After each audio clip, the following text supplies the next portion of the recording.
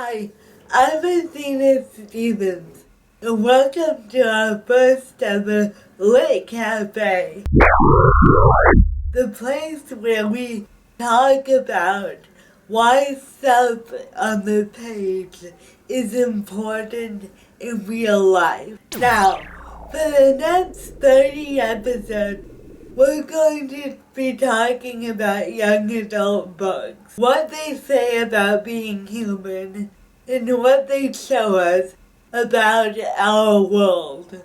What works, what doesn't, and why. But first today, I want to talk to you about why young adult literature matters, because it does. Over the past several years, we've seen some incredible young adult fiction take over the market. Stories such as The Hunger Games, John Green books, and even Twilight books have captured the imagination of both young adults and adults, creating some of the highest grossing stories of all time. Stories written for a young adult audience or from a teenage perspective aren't new. Dickens did it as early as 1838 with Oliver Twist. The Swiss Family Robinson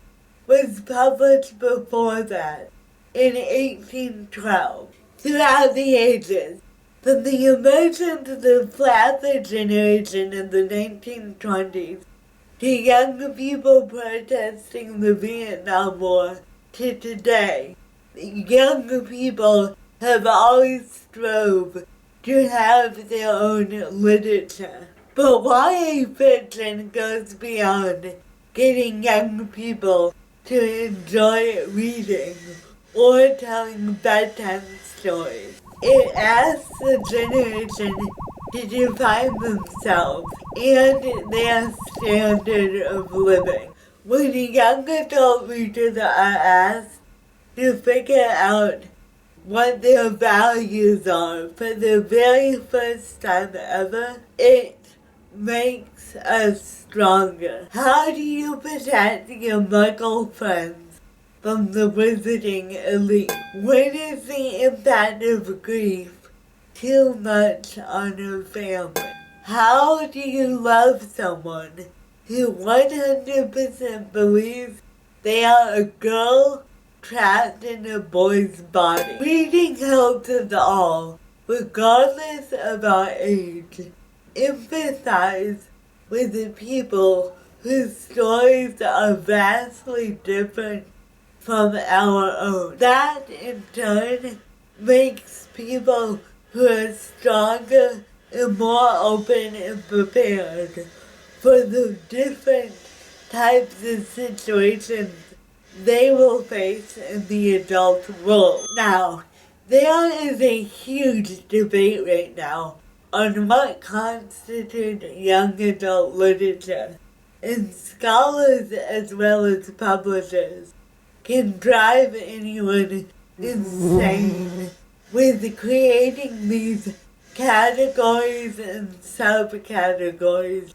for young adult fiction, teen fiction, new adult fiction, and so forth. For our purposes, young adult fiction includes any book where the protagonist is 30 or under. That's right, 30 or under. That means I consider YA to be this, and this, and this.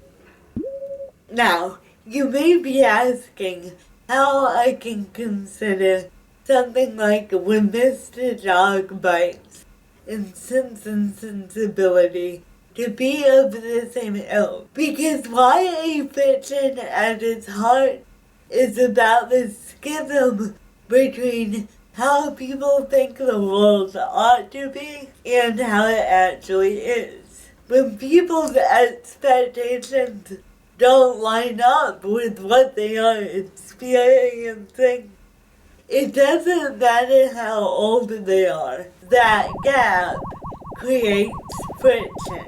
This is why someone going through cancer at the age of 50 or an unexpected divorce at the age of 37 will cry, "It's not fair." They know that's an immature argument, but life constantly takes adjusting our expectations. In young adult books point to that necessity. So, for the next month, we're going to look at some great young adult books, old and new, asking what works, what doesn't, and how do the issues in this book transcend what's on the page. I can't wait. See you then.